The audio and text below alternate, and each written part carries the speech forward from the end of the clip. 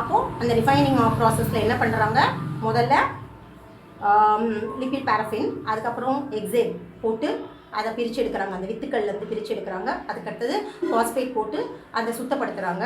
அதுக்கப்புறம் அவங்க யூஸ் பண்ணுறது என்னன்னா காஸ்டிக் சோடா ஆஷ் இதை போட்டு அதில் வர மணத்தை எடுத்துடுறாங்க. அந்த மனம் எவ்வளோ அந்த ஸ்மெல் வரும் இல்லையா, அந்த ஸ்மெல் எல்லாத்தையும் எடுத்துடுறாங்க.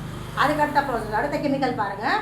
அதுக்கடுத்து சிட்ரிக் ஆசிட் யூஸ் பண்ணுறாங்க. எதுக்கு சிட்ரிக் ஆசிட் யூஸ் பண்ணுறாங்க அப்படின்னு பார்த்தீங்கன்னா, கடைசியாக மிச்சம் மீதி இரும்பு கொஞ்சமே, அதாவது இது எல்லாமே எதுக்கு யூஸ் பண்ணுறாங்கன்னா, இயற்கையாக அதில் வந்து எந்த சத்துமே இருக்கக்கூடாது.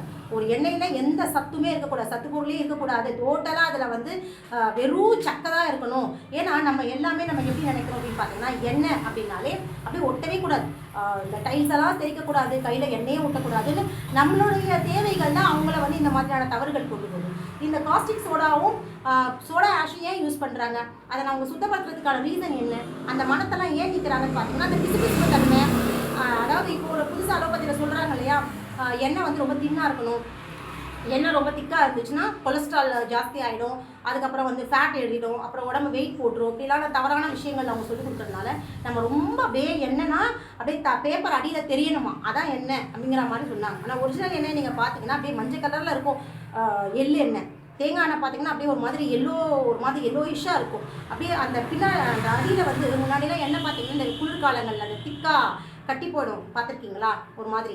அந்த மாதிரி இன்றைக்கி என்னைக்காச்சும் ஏதாவது ஒரு எண்ணெய் ஆகுதான்னு பாருங்கள், ஏதோ ஒரு பேராஷூட்டோ இல்லை விவிடி எண்ணெயோ இன்றைக்கி அந்த மாதிரி குளிர்காலங்களை மாதிரினா நிச்சயமாக கிடையாது. அது அப்படியே தனியாகவே இருக்கும்.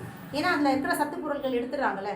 ஒரிஜினலாக ஒரு எண்ணெய்னா அது கட்டி போகணும், அந்த எண்ணெய் ஊற்றும் போது அடியில் எதுவுமே தெரியக்கூடாது, அதுதான் உண்மையான எண்ணெய். ஆனால் இன்றைக்கி சுத்தம்னு சொல்லி கொஞ்சம் கொஞ்சமாக எண்ணெயில் இருக்கிற எல்லா சத்துக்களையும் நீக்க அந்த மனம், அந்த திடம் எல்லாத்தையும் நீக்க அது ரொம்ப தின்னாக மாறிடும். இந்த தின்னஸ்க்காகவும் இந்த ஒரு ப்ளீச் பண்ணுறதுன்னு கூட சொல்லலாம். இந்த ப்ளீச்சுக்காக தான் அந்த காஸ்டிக் சோடாவை அவங்க யூஸ் பண்ணுறாங்க. அப்போது எண்ணெயை வந்து நல்லா சுத்தப்படுத்த ப்ளீச் பண்ணி காஸ்டிக் சோடா யூஸ் பண்ணதுக்கப்புறமா அடுத்த லெவல் மீதி இருக்கிற சுத்தமாக எல்லா சத்துக்களையும் எடுத்துடணும். ஏன் சத்துக்கள் எடுக்கிறாங்க அப்படின்னு பார்த்தா, அவங்களோட எக்ஸ்ட்ரா சத்து ஆட் பண்ணணும் இல்லையா, அப்போ அந்த ஃப்ளேவர்ஸ்லாம் ஆட் பண்ணணும்ல, அதுக்காக தான் இதெல்லாம் எடுத்துடுறாங்க. அப்போ இந்த ஒரிஜினல்லாம் எடுக்கிறதுக்காக இத்தனை கெமிக்கல்ஸ் யூஸ் பண்ணுறாங்க. ஃபைனலாக என்ன பண்ணுறாங்கன்னு பார்த்தீங்கன்னா சிட்ரிக் ஆசிட் யூஸ் பண்ணி அதில் இருக்கிற இரும்பு, அந்த தாதுக்கள், மினரல்ஸ், அது எல்லாருக்கையும் அயன் மினரல்ஸ் அதெல்லாம் அந்த எண்ணெயில் இருக்கிற, ஏன்னா எப்படினாலும் அந்த பிரித்து எடுக்கிற ப்ராசஸ் தானே ரிஃபைனிங் ப்ராசஸ். அப்போ அந்த வித்துக்கள்லேருந்து தானே பிரித்து எடுக்கிறாங்க. ஸோ அந்த ஃபைனலாக இருக்கிற அந்த இரும்பும் தாதுக்களையும் கூட நீக்கிடுறாங்க சிட்ரிக் ஆசிட் பயன்படுத்தி. அப்போ இது எல்லாத்தையும் நீக்கினதுக்கப்புறம் இவங்க என்ன பண்ணுறாங்க, ஃப்ளேவர், எண்ணெய் ஸ்மெல், தேங்காய் ஃப்ளேவருக்காக ஒரு கெமிக்கல், அதுக்கப்புறம் சுத்தப்படுத்துறதுக்கு ஆல்ரெடி கெமிக்கல், அதுக்கப்புறம் என்ன பண்ணுறாங்கன்னா சுவை கூட்டிகள், அந்த டேஸ்ட் வரணும் இல்லையா, அதை ஆட் பண்ணுறாங்க. ப்ளஸ் ஃபைனலாக என்ன பண்ணுறாங்கன்னா சத்துக்களை நீக்கப்பட்ட ஒரு எண்ணெயில், ரிஃபைனிங் ஆயிலில் இவங்க ஒரு சத்தை ஆட் பண்ணுறாங்க, செயற்கையான சத்து, கெமிக்கல்ஸ். ஸோ இதை செயற்கையான சத்து ரிஃபைனிங் ஆயில் ஆட் பண்ணதும், இந்த செயற்கையான சத்தை ஆட் பண்ணியிருக்கிறத அதாவது வேர்ல்டில் இருக்கிற எந்த லேபாலையுமே வந்து இதை கண்டுபிடிக்கவே முடியாது. இதில் பார்க்குறதுக்கு எல்லா ரிஃபைனிங் ஆயிலுமே வந்து சத்துக்கள் மாதிரி தான் இருக்குமே தவிர, ஆனால் இதில் வந்து செயற்கையான சத்துக்கள் கூட்டினதாக காட்டாது. இதான் இதோடைய ப்ராசஸ்.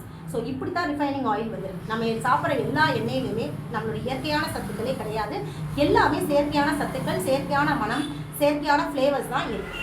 ஸோ இப்படி தான் கிடைக்கிது. ஒரு காலத்தில்